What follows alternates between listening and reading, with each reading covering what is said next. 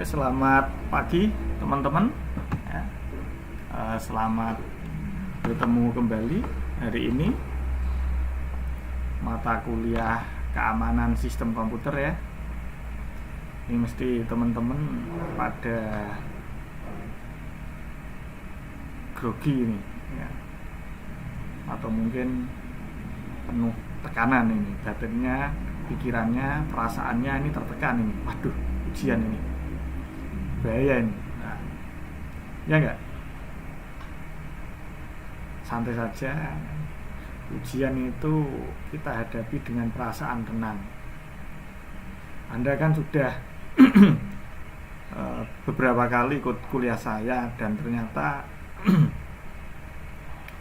ujian yang saya berikan itu tidak menguras pikiran, tidak menguras perasaan, apalagi sampai menguras kantong ya. Kan enggak.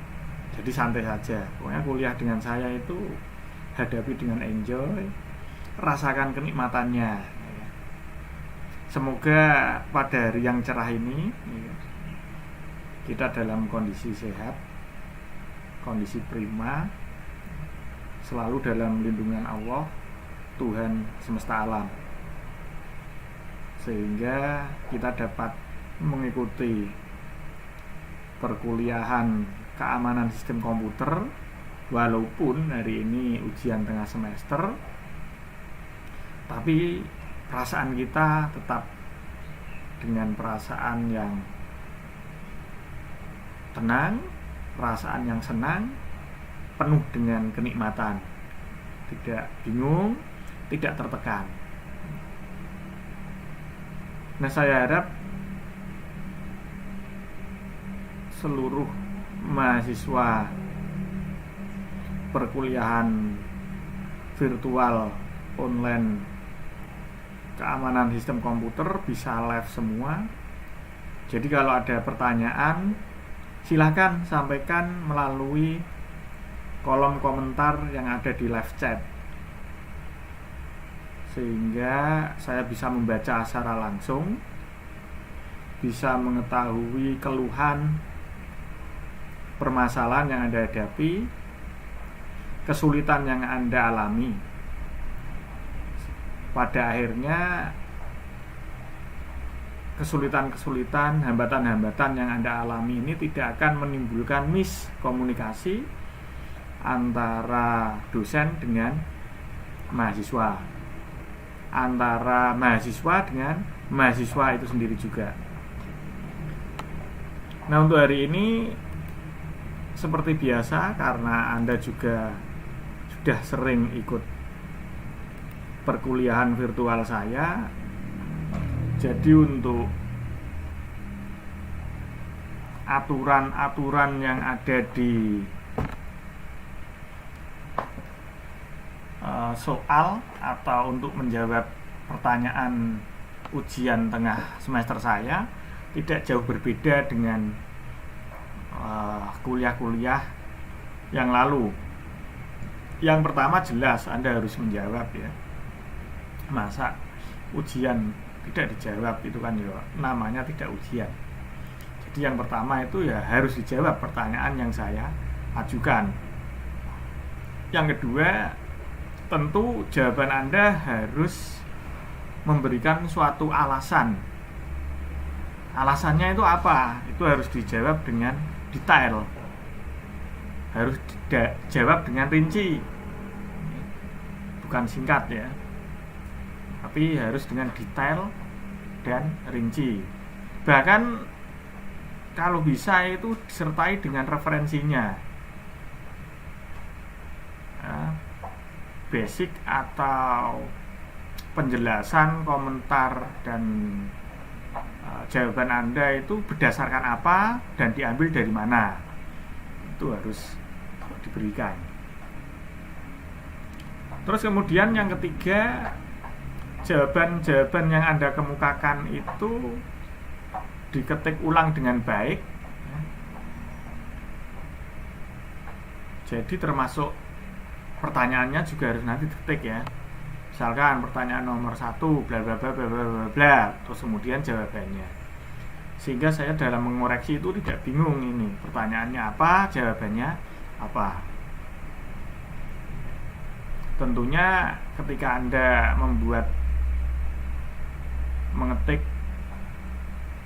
dan menjawab pertanyaan yang sudah Anda tulis tadi, Anda membuatnya di dokumen atau dalam Microsoft Word atau MS Office, Open Office kalau menggunakan open source. Nah, lalu ketika Anda sudah berhasil menjawab keseluruhan soal yang saya berikan, setelah Anda ketik ulang di Word tadi atau di Office tadi, Anda format dalam bentuk PDF. Formatnya dalam bentuk PDF ada macam-macam, ya. Salah satunya dengan cara pilih file, ya. Di dalam Microsoft Word itu nanti Anda pilih file, lalu pilih print. Nah, ketika Anda mode printnya nanti pilih yang format to PDF. Anda yang pilih make to PDF. Setelah itu print nanti, ya, itu jadi PDF. Simple gitu ya. Nah, kirim file yang sudah terformat dalam PDF yang merupakan jawaban Anda tadi ke grup Facebook Communication Center Learning. Jadi ngirimnya ke Facebook saja. Lantas nanti jangan bingung Anda di Facebook, Pak, jawaban saya sudah terkirim tapi belum muncul. Ya jangan seperti itu. Kalau jawaban Anda nanti saya approve, saya munculkan, ya nanti malah dicontoh temennya. Jadi semua jawaban yang masuk ke saya itu sudah ada notifnya. Notifnya nanti saya langsung masukkan ke dalam database saya. Oh, si A mengerjakan, si B mengerjakan, si C mengerjakan, si D mengerjakan, seperti itu semua. Jadi sudah terformat dan sudah terkontrol. Jadi jangan minta langsung nanti suruh menerima dan menampilkan di Facebook. Wah, malah kacau nanti kalau jawaban ditampilkan. Lah yang ditampilkan yang postingan-postingan tidak merupakan jawaban soal ujian. Nah, itu nanti saya tampilkan. Kalau jawaban ya tidak saya tampilkan. Nah, jawaban yang Anda berikan itu ditunggu paling lambat minggu depan. Ya, pada hari yang sama, pada minggu depan pukul 23.00 atau jam 11 malam. Jadi jawabannya itu bisa Anda berikan sampai dengan jam 11 malam. Cukup lama ya waktu untuk menjawab. Jadi Anda bisa memberikan sampai dengan pukul 11 malam pada minggu depan pada hari yang sama. Oh ya, untuk masalah teknis seperti ini kalau ada pertanyaan ya langsung silakan tanyakan melalui forum live chat. Tapi saya kira untuk kelas ini mahasiswa-mahasiswanya sudah kreatif, ya, sudah pada bisa mengikuti perkuliahan saya. Terbukti pada mata kuliah yang lalu teknis dari ujian semacam ini tidak banyak kesulitan dan pada bisa menyesuaikan dengan apa yang saya minta. Nah, untuk mata kuliah keamanan sistem ini ya saya harap langsung bisa menyesuaikan karena Anda sudah terbiasa pada mata kuliah yang lain dan ini terjadi pada mata kuliah kita semester-semester lalu. Baik, kita ke pertanyaan. Pertanyaan saya itu hanya ada 4, jadi cukup sedikit atau enggak begitu banyak ya. Jadi simple saja pertanyaannya, tapi jawabannya itu yang Anda harus jawab dengan detail, rinci, disertai dengan referensinya. Anda ambil jawaban atau argumen Anda itu didasari dari mana, ngambilnya dari mana saja, itu harus diberikan. Apakah argumennya misalkan saya ambil dari beberapa literatur, disampaikan Pak? Iya, disampaikan semua. Malah justru lebih banyak literatur atau lebih banyak referensi itu lebih bagus. Menurut saya itu malah justru hasanah, wawasan, kejelasan dan pengetahuan Anda lebih kompleks. Nah, untuk pertanyaan yang pertama, uraikan contoh kejahatan komputer yang terjadi di Indonesia yang termasuk dalam aspek serangan interception. Nah, ini sudah saya sampaikan kemarin ya, serangan interception itu yang bagaimana, itu sudah ada.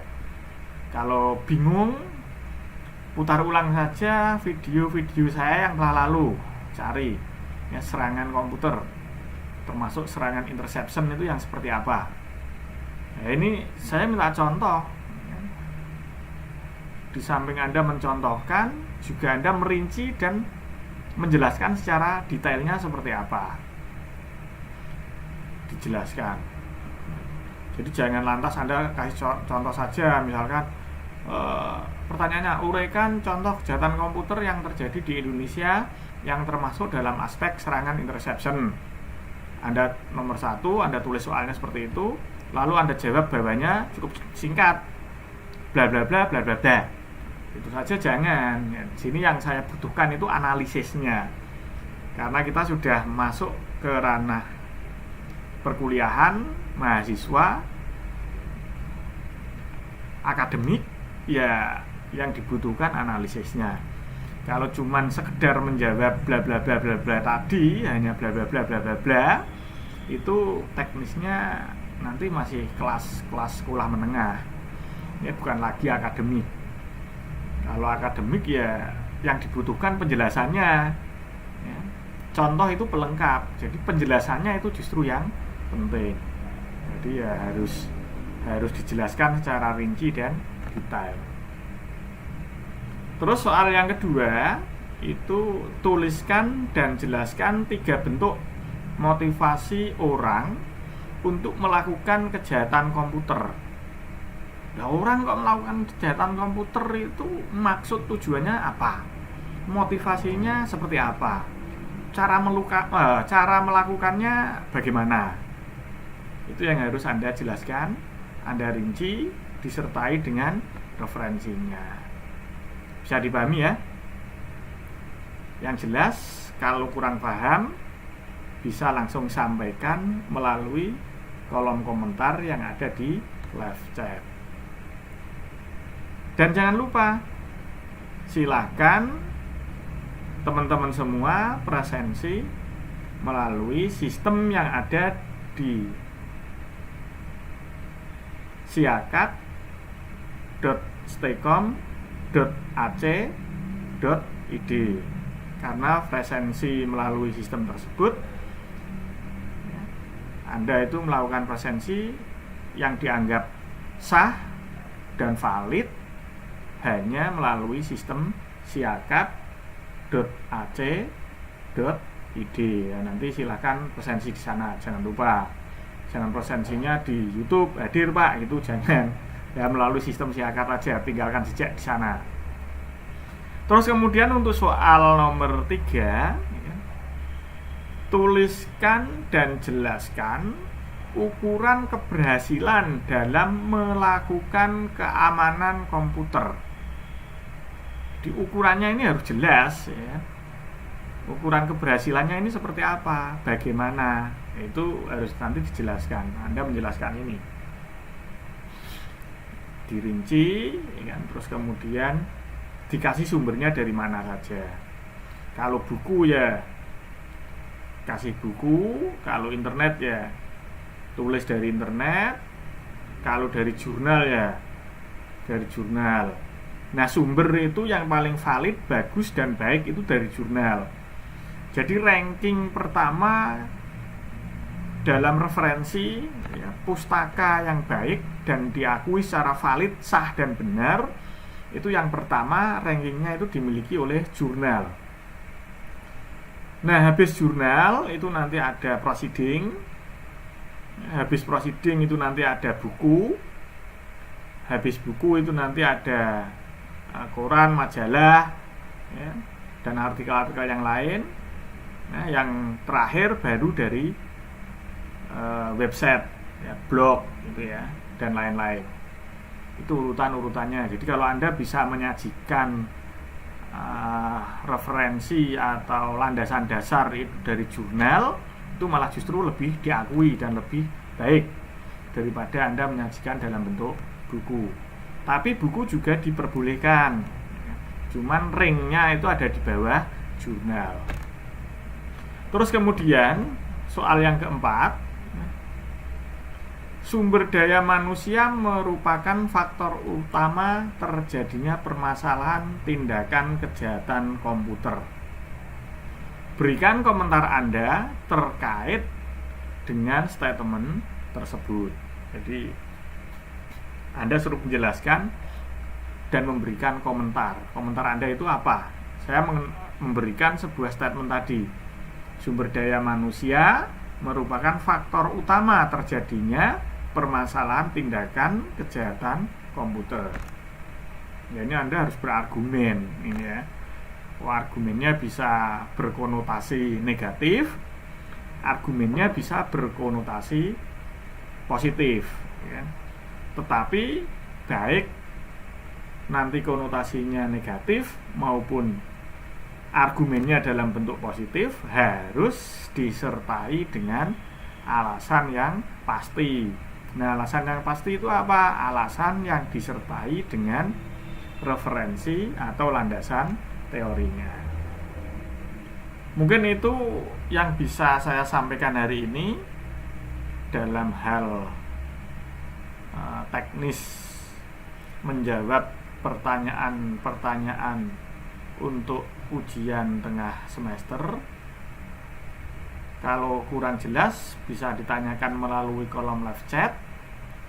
Seandainya melalui kolom live chat masih kurang jelas, bisa ditanyakan melalui media-media yang lain, baik itu melalui media grup Communication Center Learning yang ada di Facebook maupun media yang sudah difasilitasi, yaitu grup yang ada di WhatsApp.